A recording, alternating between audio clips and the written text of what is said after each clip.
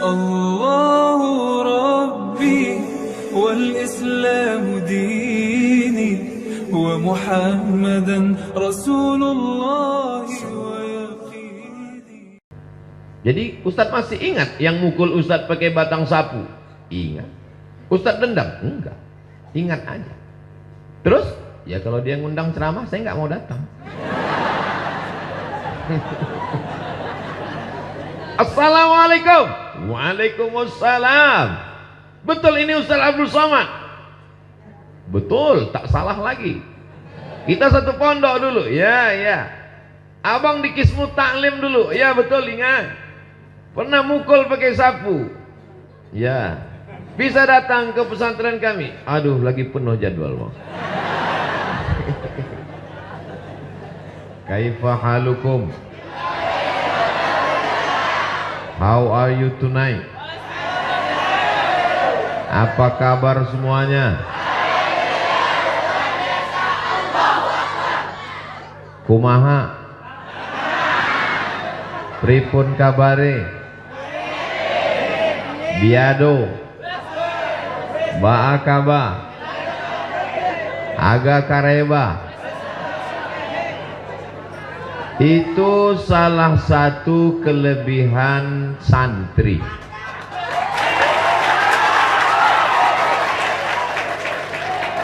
Diajak bahasa Arab, oke, karena setiap hari baca kitab kuning. Bahasa Inggris, oke. Mau pakai bahasa daerah, bisa. Bahasa Indonesia, memang dia paling cinta NKRI. Memangnya kalau tidak jadi santri, kalau tidak tinggal di pesantren nggak bisa bahasa. Bagaimana mungkin kita bisa bahasa orang lain kalau kita cuman sekolah dari jam 8 masuk, pulang jam 1, cabutnya 3 jam. Bertemannya hanya sekitar lingkungan dekat rumahnya saja. Tapi kalau tinggal di pesantren, mondoknya 6 tahun, 7 tahun, pulangnya cuman liburan semester, bahkan mungkin hanya Idul Fitri saja, bahkan mungkin gak pulang-pulang karena orang tuanya sudah meninggal dunia, maka pergaulannya adalah dari Sabang sampai bukan dari Sabang sampai Merauke, Sabang sampai Maroko. Sabang ujung pulau di Aceh, Merauke ujung negeri kita di Papua. Tapi ada yang lebih jauh lagi dari Merauke ke Maroko, karena tanpa ada batasan. Itu kelebihan yang pertama santri. Pede nggak jadi santri? Bangga nggak jadi santri? Kalau ada yang tidak bangga jadi santri ketika kenalan sama orang, kamu sekolah di mana? Saya dari SMP. Kamu di mana? Saya SMA. Kamu di mana? Saya nggak sekolah. Kamu di mana? Saya di pesantren. Ini orang mestinya sudah lama mati. Buat-buat macet aja dia. Pede, percaya diri. Kenapa? Karena kita punya kenalan yang begitu luas. Dari mulai rambut yang lurus sampai keriting, dari yang hitam sampai yang putih, yang tinggi sampai yang pendek, semuanya sama. Dan di pesantren lah kita kenal pribadi orang macam-macam. Saya sekarang kalau tausiah pergi ke Aceh, ketemu dengan teman saya.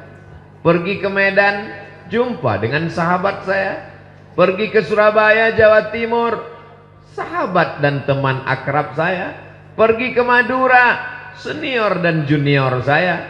Pergi ke Makassar, friend saya. Sampai ke Sorong, Papua, kawan-kawan saya semua. Kenapa demikian? Karena kita di pesantren punya pergaulan yang luas. Jadi anak-anak, adik-adik, saya mau panggil anak rasanya saya masih terlalu muda. Jadi panggil adik-adik aja lah. Jadi adik-adik sekalian yang selama ini bimbang-bimbang di pesantren, pesantren apa pulang? Pesantren apa pulang? Pesantren apa pulang? Pulang, pesantren, pulang, pesantren, pulang. Pulanglah. Kau pulang mau jadi apa? Mau berteman dengan siapa? Mau berteman dengan TV, mau berteman dengan warnet, mau berteman dengan boneka setan. Tapi kalau di pesantren, Masya Allah, Tabarakallah, dan di pesantren kita kenal sifat orang dari berbagai macam suku dan bangsa. Betul? Ketemu sama orang yang datang dari Jawa Barat, orangnya lembut. Kumaha atuh damai. Ketemu sama kawan yang dari Medan, Sumatera. Sini kau Sunda, sini. Ketemu sama teman yang datang dari Bandung, orangnya lembut. Kadang kita karena pakai sepatu tapaknya terlalu tebal, semakin tebal tapak sepatumu, semakin tak terasa bahwa kau sudah menginjak kaki orang lain. Bisa untuk update status besok pagi. Tapi orang dari Bandung, dari Garut, dari Cicalengka, dari Jawa Barat lembut. Kalau kakinya diinjak, punten, kakinya tolong jangan diinjak. Tapi kalau sama orang di Sumatera lain, begitu kakinya kena sedikit, kemana mata kau? Tapi kita tidak tersinggung. Kenapa? Karena kita sudah kenal. Satu kamar, sama-sama makan, sama-sama jalan, sama-sama satu kelas. Tak kenal maka tak sayang, tak sayang maka nggak ngutang. Saya tidak pernah tersinggung dengan teman-teman saya yang datang dari Pulau Sumatera, dari Medan, dari Aceh, dari Minangkabau, dari Sumatera Barat. Saya juga paham dengan teman-teman saya yang datang dari Bandung, dari Pulau Jawa. Kenapa? Karena memang karakternya macam-macam. Mengapa orang di Sumatera itu kalau ngomong keras dan kuat?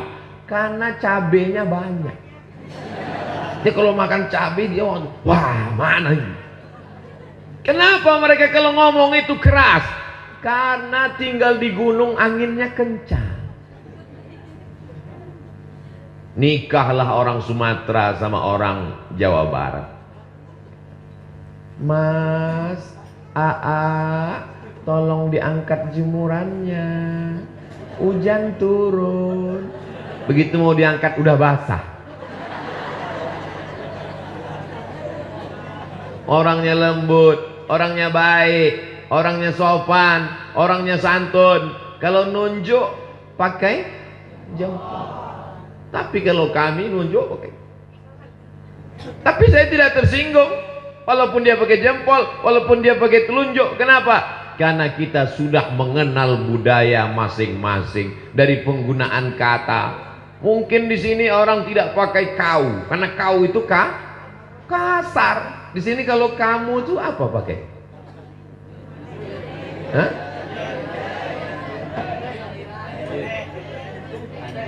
Anjen, lembut, baik. Tapi kalau saya dikatakan orang, dari mana kau Somad? Saya tidak tersinggung. Kenapa? Karena sudah mengenal karakter sifat masing-masing. Satu kamar. Loh, memangnya Ustadz satu kamar dulu dengan mereka? Ya. Berapa orang Ustadz waktu itu satu kamar? Cuman berdua, 20. Kayak ikan sarden di susu. Tapi dengan tidur bersama itu menjadi akrab. Kita tahu bunyi. Jangankan wajahnya, jangankan pakaiannya, dari bunyi ngoroknya kita kenal.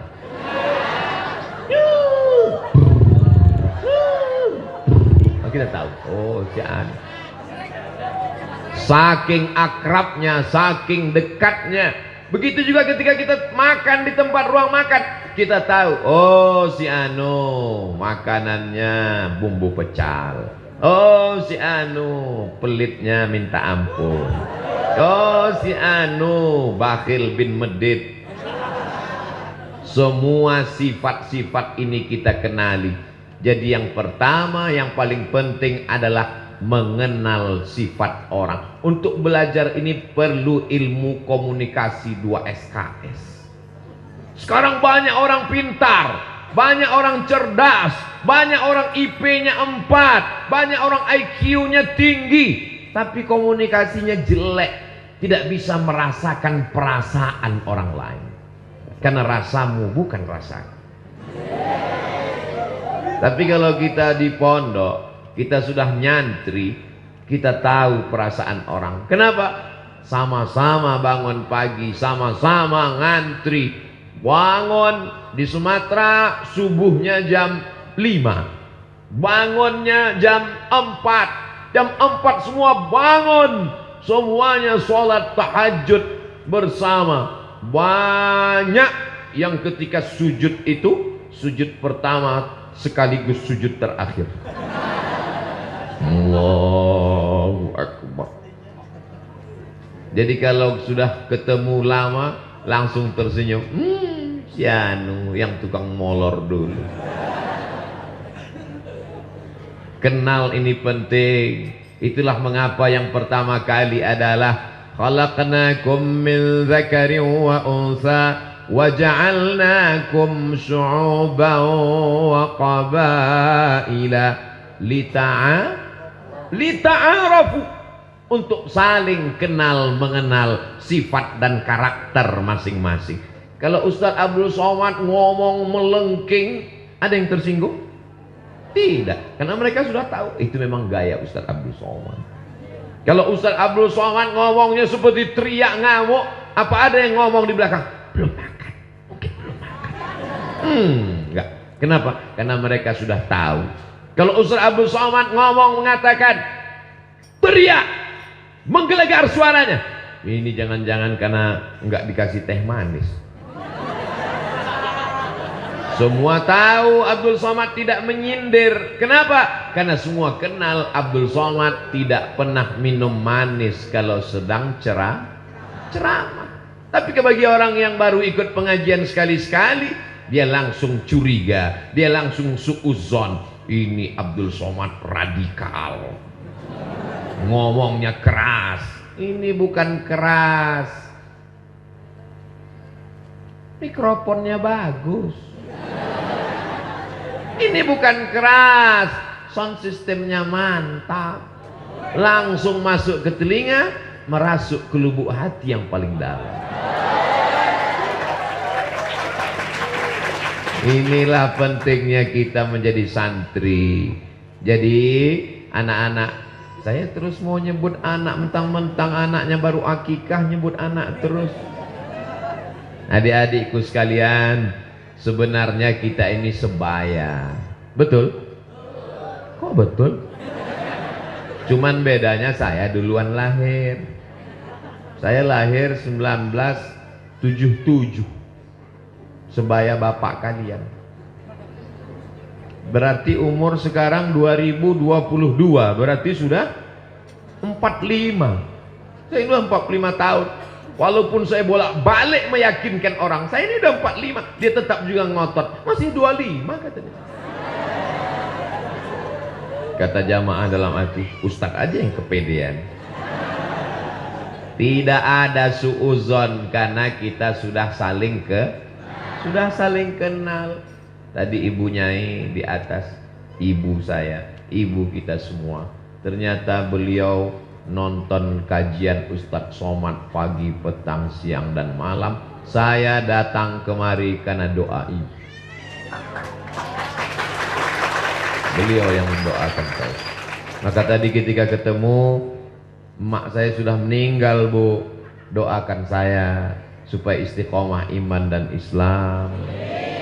Doakan saya supaya hati saya tidak dirusak oleh sum'ah, oleh ujub, oleh merasa hebat.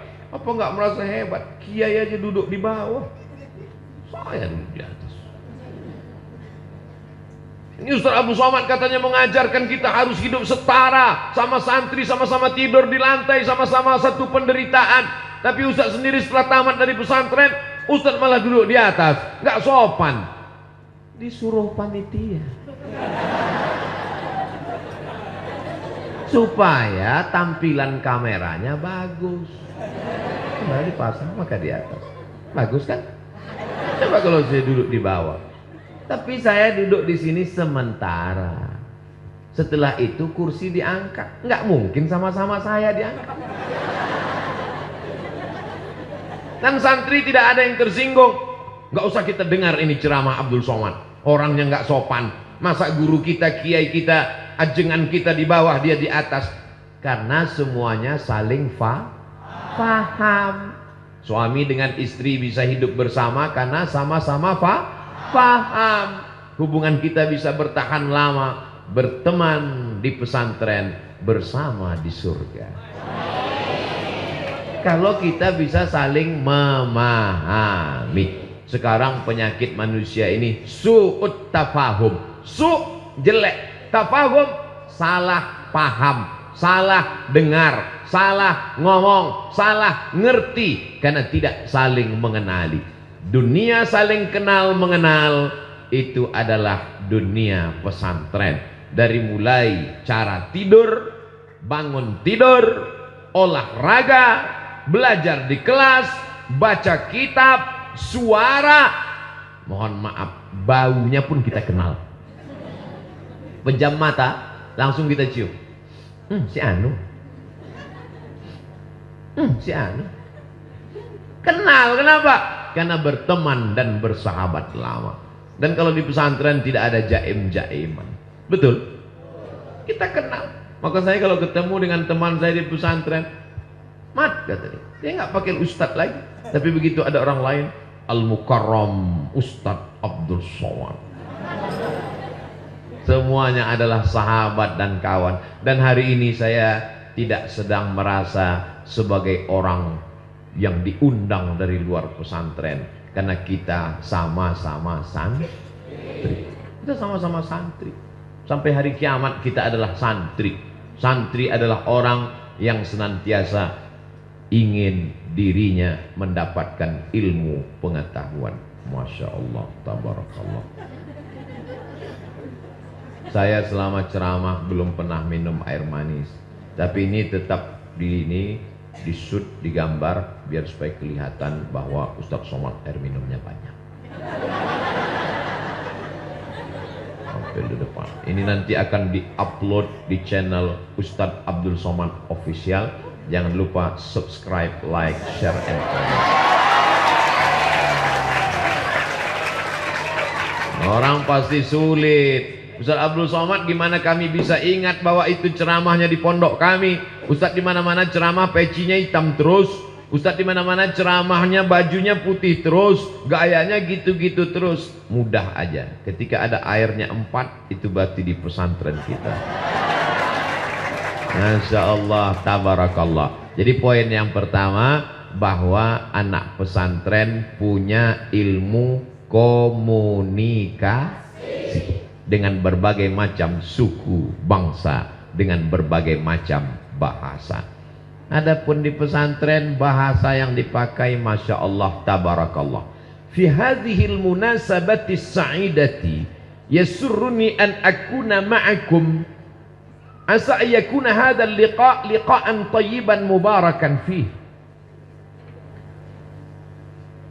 Al-asatidh al-afadil, al-ulama al-ajilla, al-talabah al-a'izza, wa ana bainakum, baina amalatil Qur'an, bainal qurra wal huffaz, kama qala an-nabi sallallahu alaihi wasallam, khairukum man ta'allamal Qur'ana wa 'allamahu. Ladies and gentlemen, kepala beku di stempel semen. In this opportunity, I want talking about Islam and the future. Pada kesempatan ini saya ingin berbicara tentang Islam dan masa depan. Bahasa Arab, oke. Bahasa Inggris bisa. Bahasa isyarat, apa lagi? Jadi tidak ada istilah anak pesantren tidak bisa berkomunikasi, anak pesantren gagap, anak pesantren gak bisa ngomong. Saya ngelihat dengan kepala saya sendiri, dengan kepala pula, dengan mata kepala saya sendiri, anak semester 6 KKN dibawa ke masjid, sebagai pembawa acara. Malam ini Ustadz Somad, pembawa acaranya adalah mahasiswa semester 6 yang KKN. Saya nggak sampai hati ngelihat dia megang mikrofon menggeletar. Assalamualaikum warahmatullahi yang karena tidak terbiasa. Di pesantren biasa ngomong. Kenapa? Ada muhadarah yang kelas 1 dididik oleh kakak-kakak, yang kelas 5 jadi mudabbir, yang kelas 6 mengajar. Kita sudah terbiasa menghadapi orang banyak. Makanya ketika saya tes dosen, Abdul Somad, ya Pak, nanti tes dosen itu ada tes ngomong di depan orang banyak. Apa kamu berani ngomong depan orang banyak? Dalam hati saya, khutbah Jumat aja bisa. Khutbah Jumat kan jamaahnya banyak. Dalam mazhab Syafi'i paling tidak 40 orang. Sementara di kelas cuma 25 orang. Rupanya mereka mau ngetes. Ini Abdul Somad bisa ngajar apa enggak? Masuk ke dalam kelas. Ini yang di dalam kelas ini semuanya mau ngetes kita. Mata dia ngelihat kita terus. Dia anggap kalau dia melotot kita grogi. Bagaimana supaya kita waktu di depan ngajar itu menggigil ketakutan? Dianggap kalau kita lama-lama dipelototin, diliatin, kita udah biasa dipelototin di pesantren. Masa iya biasa dipelototin di pesantren Pak Ustadz? Ya, digundul udah, ditempeleng udah, dipukul pakai batang sapu udah, mau digundul lagi rumput belum tumbuh. Akhirnya hukumannya gimana? Berdiri di pinggir jalan, pakai papan tulis, ditulis di depan, inilah santri yang paling banyak melanggar peraturan. Semua yang lewat melotot. Maka kita sudah terbiasa dipelototi orang. Mungkin dalam hati adik-adik, lo aja kali. Jadi kalau cuma dipelototin 25 orang di dalam kelas pas latihan ngajar, biasa guys. Jadi waktu saya pertama latihan ngajar ujian dosen, mereka di dalam kelas itu mempelototin saya biar supaya saya grogi nggak bisa nulis, biar supaya saya grogi nggak bisa ngomong. Dan yang ada memperhatikan melotot itu ada yang cewek. Dia giniin terus. Saya lihat sekali dia gini. Saya lihat sekali, dia gini juga. Saya lagi gini, dia gini. Saya giniin. Langsung lihat ini. Kita udah terbiasa menghadapi mata manusia ini. Inilah yang tidak dimiliki, skill-skill kemampuan yang tidak tertulis di buku. Dan kita di pesantren sudah berhadapan dengan itu. Betul? Cuman pesantren zaman sekarang, anak-anakku kalian, anakku lagi, adik-adikku kalian, nasib kalian bagus. Sekarang tidak lagi ada cubit jewer aja nggak ada. Kenapa? Kalian dilindungi oleh Komisi Perlindungan Anak. Zaman kami dulu komisi itu belum ada. Pakai batang sapu. Ini tangan ini nggak terhitung berapa kali kena batang sapu. Jadi Ustadz masih ingat yang mukul Ustadz pakai batang sapu? Ingat. Ustadz dendam? Enggak. Ingat aja. Terus? Ya kalau dia ngundang ceramah saya nggak mau datang. Assalamualaikum. Waalaikumsalam. Betul ini Ustadz Abdul Somad? Betul, tak salah lagi. Kita satu pondok dulu. Ya, ya. Abang di Kismu Taklim dulu. Ya betul, ingat. Pernah mukul pakai sapu. Ya. Bisa datang ke pesantren kami. Aduh, lagi penuh jadwal, Bang. Masya Allah, tabarakallah. Jadi kita di pesantren dilatih mental untuk berhadapan. Ngantuk dikit aja. Ini dulu, sekarang udah enak pesantren. Dulu bangun subuh mata tengkuk mesti berdiri. Begitu setan datang membawa kipas. Nina Bobo, oh nih. Itu setan zaman Ustadz. Itu setan zaman Abdul Somad dulu. Setan zaman sekarang nggak nyanyi lagi, langsung bawa AC.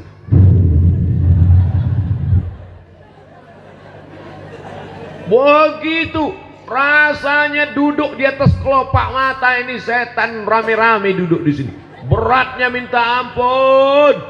Sudah diginikan. Tetap juga lagi, ya Allah, gimana? Akhirnya tuh datang kakak kelas 5 dari belakang bawa sajadah. Kum.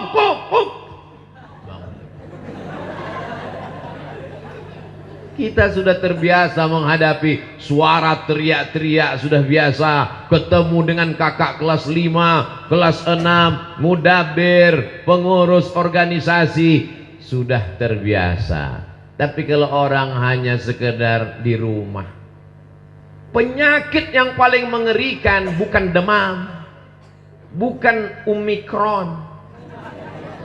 Penyakit yang paling mengerikan adalah anak laki-laki tidak pandai mengikat tali sepatunya sendiri. Penyakit apa namanya ini? Baru ngelihat sepatu sudah diikat. Baru ngelihat air minum sudah diangkatkan untuk diminumkan. Baru mukul-mukul perut sudah dimasakkan, disuapkan nasi. Dia tidak pandai berusaha untuk hidup. Walaupun kehidupannya ada, orang tuanya mampu, duitnya banyak, tapi dia tidak pandai mengelola hidup. Kita di pesantren, mana ada cerita anak pesantren santri nggak bisa ngikat tali sepatu. Kalau sudah pukul lonceng, teng, semua mesti siap masuk kelas. Disiplin, on time, tidak boleh ada terlambat. Terlambat berdiri, kena hukuman. Wafi kesakitan, penderitaan itu membuat kita menjadi disiplin seperti tentara, seperti polisi, angkatan laut dan udara. Betul? Ini buktinya. Coba kalau Ustadz Somad ceramah di tengah masyarakat umum, baru ngomong 5 menit, takbir. Habis itu. Tapi di pesantren semangat luar biasa. Kenapa? Karena di pesantren diajarkan disiplin. Ini yang kedua. Yang pertama tadi adalah mengenal sifat manusia dari berbagai macam suku dan bangsa. Yang kedua adalah disiplin. Mana ada perempuan tiba-tiba nyasar ke tempat laki-laki, dan tidak ada laki-laki yang nyasar ke tempat. Ada sebagian. Itu untuk mengawal jalan Abdul Somad. Ini disiplin. Di pesantren jelas jenis kelaminnya, laki-laki, perempuan. Sekarang banyak orang yang tidak jelas jenis kelaminnya. Gagah, kumis melintang, berotot.